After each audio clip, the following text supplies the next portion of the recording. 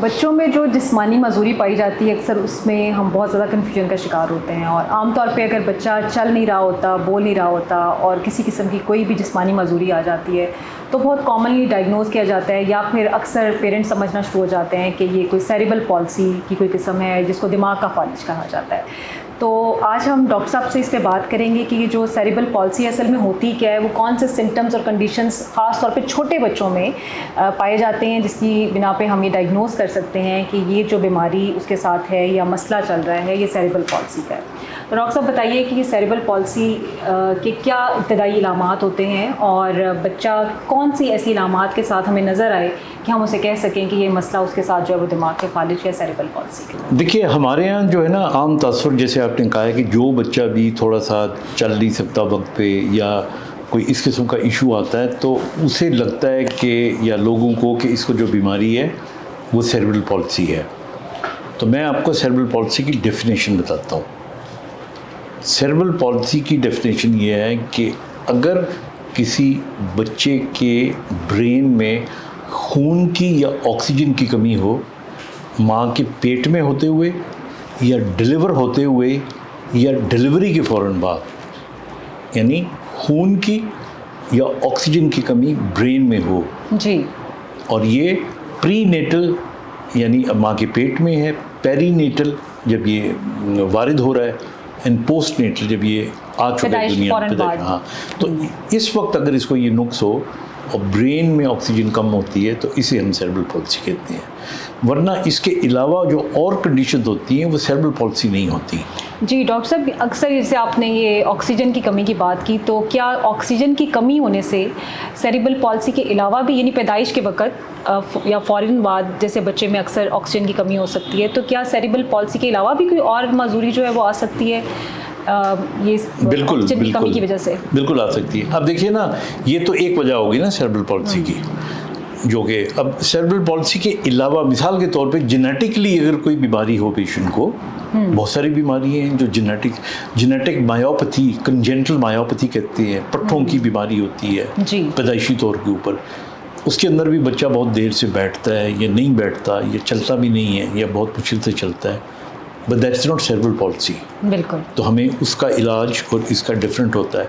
फिर इसी तरह हमारे यहाँ बहुत सी मेटाबॉलिक डिसऑर्डर्स होते हैं, यानी कुछ बच्चों के अंदर शुगर्स की कमी होना, जो इलेक्ट्रोलाइट्स हैं उनकी कमी होना, उनकी वजह से ये कंडीशन होती है कि वो उठ नहीं सकते, बैठ नहीं सकते, क्राई नहीं कर सकते।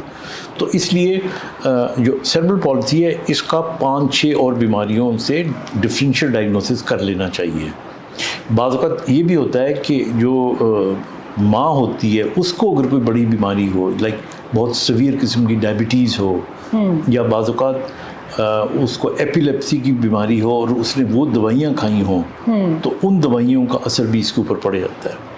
फिर इसी तरह एक बड़ा छोटा सा चीज़ है जिसको हम फॉलिक एसिड कहते हैं। अगर माएँ प्रेगनेंसी में फॉलिक एसिड नहीं खाती, इस्तेमाल करती, तो उनके यहाँ माइक्रोसेफली यानी छोटे सर वाले बच्चे पैदा हो सकते हैं, या ऐसे बच्चे पैदा हो सकते हैं कि जिनके सर भी ठीक हैं, जहानत भी ठीक है, लेकिन कमर की हड्डी पे एक फोड़ा होता है, इसको स्पाइना बाइफिडा कहते हैं। तो इसलिए ये सारी चीज़ें जो है उनको जहन में रख के फाइनल डायग्नोसिस करके और फिर ट्रीटमेंट करना चाहिए।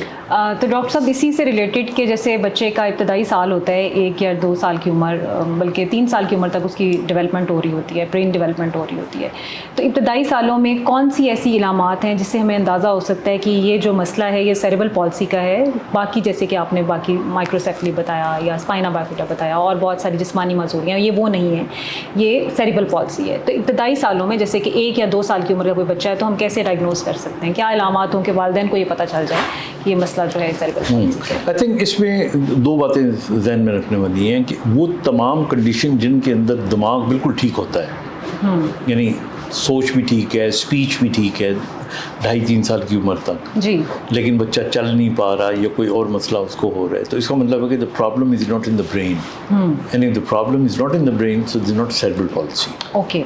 इसके अंदर मायोपैथी हो सकती है, कोई सीवियर न्यूरोपैथी हो सकती है, तो इस किस्म की कोई बीमारी हो सकती है, स्पाइना बाइफिडा हो सकता है। लेकिन वो बच्चे जो पैदाइश से लेके 2-2.5 साल की उम्र तक पूरा वक्त पे बैठते नहीं हैं, चलते नहीं हैं, डिलेड माइलस्टोन माइलस्टोन्स होते हैं, उनके अंदर भी दो कैटेगरीज होती हैं। एक कैटेगरी होती है जिनमें ब्रेन ठीक रहता है, मतलब सीपी के अंदर एक कंडीशन होती है जिसको हम कहते हैं डाईप्लीजिक सेरेब्रल पॉलिसी। उसमें दोनों टांगें इफेक्ट होती हैं, ब्रेन नहीं होता। यानी डाईप्लीजिक सेरेब्रल पॉलिसी के जो पेशेंट हैं वो डॉक्टर भी बन जाते हैं, इंजीनियर्स बन जाते हैं। इसी तरह जो हेमीप्लीजिक यानी एक साइड इफेक्ट होती है, उसमें बाज़ औक़ात ब्रेन को एज सच सोचने में, समझने में, पढ़ने में, लिखने में कोई हर्ज नहीं होता। सो दैट इज़ वे यानी तो उसका ट्रीटमेंट अलग हो जाता है। लेकिन जो हमारे यहाँ सीवियर बच्चे आते हैं उनके अंदर फिर ये मोटर जो उनके माइलस्टोन्स होती हैं वो डिलेट होते हैं, उनके अंदर स्पीच डिले होती है, और ज़ाहिर है उनमें से बच्चे ऐसे होते हैं जिनके अंदर फिर साइकेट्रिक डिसऑर्डर्स भी होते हैं। जी डॉक्टर साहब ये भी बताएं हमें कि जब हम इसकी ट्रीटमेंट की बात करते हैं तो ट्रीटमेंट ऑप्शंस में इस वक्त हमारे पास कौन सी ट्रीटमेंट ऑप्शंस हैं? जैसे आमतौर पे बोटॉक्स का जिक्र किया जाता है, स्टेम सेल थेरेपी भी एक कहा जाता है कि ये भी किसी हद तक उन्हें फ़ायदा दे सकती है।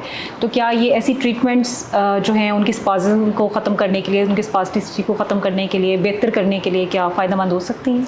देखिए, माँ बाप को बड़ा क्लियरली डॉक्टर से डिस्कस करना चाहिए कि अगर हम इसका ट्रीटमेंट कर रहे हैं तो हमारा मकसद क्या है ट्रीटमेंट का। अब अगर माँ बाप ये समझें कि जी कोई ट्रीटमेंट हम देंगे जिसमें सीपी का जो पेशेंट है उसका ब्रेन ठीक हो जाएगा और वो नॉर्मल हो जाएगा, तो दिस इज़ रॉन्ग। अगर कोई डॉक्टर क्लेम करे तो वो भी गलत कह रहा है, और माँ बाप जिनकी ख्वाहिश होती है कि हम ऐसी बात सुने वो भी गलत होता है। ये डिपेंड करता है। अब ज़्यादातर जो बच्चे सीपी के होते हैं वो स्पास्टिक होते हैं, अकड़ाव होता है उनकी बॉडी में। तो जो ट्रीटमेंट का डायरेक्ट मकसद होता है वो अकड़ाव कम करना। उसके लिए फिजियोथेरेपी की ज़रूरत होती है, उसके लिए मेडिसिन की ज़रूरत होती है, और बहुत सीवियर जो पट्टे होते हैं जैसे आज भी आपने देखा, मैंने इंजेक्ट किया, वो बोटॉक्स होता है। हमारे यहाँ बोटॉक्स का जो इंजेक्शन है बेसिकली ये बना इस बीमारी के लिए था, लेकिन बाद में चूंकि ये झुर्रियाँ वुरियाँ भी कम कर देता है तो ज़्यादा कॉस्मेटिक जो प्रैक्टिस है वो उसके अंदर लोगों ने इस्तेमाल करना शुरू कर दिया। But that's basically meant for spasticity. जहाँ तक रह गया स्टेम सेल थेरेपी का ताल्लुक, तो स्टेम सेल थेरेपी का यहाँ कुछ रोल है, मतलब सेरेब्रल पॉलिसी के पेशेंट्स के अंदर। But again as I said कि जी since it's not FDA approved, so I think हम सारे डॉक्टर जो रजिस्टर्ड हैं वी डोंट रिकमेंड कि इट शुड बी डन। आप फिजियोथेरेपी करवाएं, पेरेंट्स की गाइडेंस करें। डॉक्टर साहब जैसे अभी आपने फिजियोथेरेपी की बात की, तो जाहिर है कि फिजियोथेरेपी इसमें बड़ा इंपॉर्टेंट रोल प्ले करती है, लेकिन हमें थोड़ा सा इस पे भी गाइड करें वालिदैन को कि वालिदैन को जब ये कहा जाता है, बहुत सारे क्वैक्स भी हैं हमारे यहाँ पे जो कि फिजियोथेरेपी किसी भी तरह से शुरू कर देते हैं, लेकिन मेरे ख्याल में जैसे इसकी कंडीशंस होती हैं, कुछ में जो है स्पास्टिसिटी होती है, कुछ के अंदर जो है वो फ्लॉपी होते हैं उनके मसल्स, तो क्या ये हमें बाकायदा इसकी भी कुछ ट्रेनिंग के साथ करना चाहिए, यानी इसके लिए भी कोई गाइडलाइन होनी चाहिए कि कैसे बच्चों की किस टाइप की जो है वो थेरेपी, फिजियोथेरेपी करवाई? आई थिंक इसका बड़ा सिंपल हल है कि जब एक मेडिकल डॉक्टर डायग्नोज कर लेता है तो डायग्नोज करने के बाद वो खुद रेफ़र करता है और वो अपने नोट्स के साथ रेफ़र करता है, तो जाहिर है कि उसके बाद उसकी थेरेपी हमारे यहाँ जितने भी हॉस्पिटल हैं सब में मौजूद है। अब तो फिजियोथेरेपी बिकम सो कॉमन, और फॉर्चुनेटली हमारे यहाँ जो क्वालिफाइड फिजियोथेरेपिस्ट है उनकी बहुत अच्छी तादाद है and they are well trained, तो they can go ahead with that. लेकिन बस ये ध्यान में रखें, हमारे यहाँ जो मैं हमेशा सिर्फ इस पे नहीं हर बात में कहता हूँ, हमारे जो बच्चे हैं उनके पेरेंट्स जो मीडियोकर हैं जी, उनका हर रोज़ उस बच्चे को ले के जाना बड़ा मुश्किल होता है। 1 घंटे का सफ़र, फिर वहाँ पैसे देना, फिर वापस आना, तो वो बाज़ औक़ात 50-60 हज़ार रुपये महीने का उतनी तनख्वाह नहीं होती जितना उनका, और उनको लगता है कि इसके बगैर गुजारा नहीं होगा। तो उनके अंदर फिर हम उनको होम फिजियोथेरेपी प्रोग्राम सजेस्ट करते हैं। म्यो हॉस्पिटल में होम बेस्ड थेरेपी, म्यो हॉस्पिटल में जो हमारा सेंटर था उसके अंदर हम मदर डॉक्टर प्रोग्राम रन कर रहे थे, अब भी कर रहे हैं जी, ताकि वी ट्रेन द मदर्स कि ये चीज़ें आप खुद करें और फिर 1 महीने 2 महीने के बाद आके अपने डॉक्टर को जी दिखा डॉक्टर साहब, बस मैंने एक सवाल इसीलिए पूछा कि हमारे पास भी जब ऐसे वालिदैन आ रहे होते हैं, ऐसे बच्चों के वालिदैन, तो वो अक्सर हमें ये बता रहे होते हैं कि हमने इनकी मालिश शुरू की हुई है और हम फ़लाँ जराह से करा रहे हैं और फ़लाँ से करा रहे हैं। तो इसलिए मेरे ख्याल में वालिदैन को ये समझना बड़ा ज़रूरी है कि ये कोई आम बीमारी नहीं है, मतलब जैसे किसी का कोई पट्टा खिंच जाना या कुछ ऐसी किसी के साथ कोई मसला हो जाना। इसमें आपको बाकायदा, जैसे डॉक्टर साहब ने बताया कि जो डॉक्टर है उसकी रिकमेंडेशन के मुताबिक आपको फ़िज़ियोथेरेपी का भी इंतखाब करना चाहिए। Thank you very much doctor साहब। मेरे ख्याल में CP के हवाले से वालिदैन का ये कॉन्सेप्ट भी क्लियर हुआ होगा कि बच्चे के अंदर क्या अलामात हों तो हमें अंदाज़ा हो सकता है कि हमारा बच्चा जो है वो सेरेब्रल पॉल्सी के साथ है। और फिर आपने जैसे बताया, माओं को बताया कि उन्होंने क्या थोड़ी सी एहतियाती तदाबीर करनी है कि ड्यूरिंग प्रेगनेंसी किस चीज़ का ख्याल रखा जाए कि इस तरह की जो कंडीशंस हैं उनसे बचा जा सके, और साथ ही साथ उनकी मेडिकल ट्रीटमेंट में जो बोटॉक्स है उसका क्या रोल है। So thank you very much doctor साहब।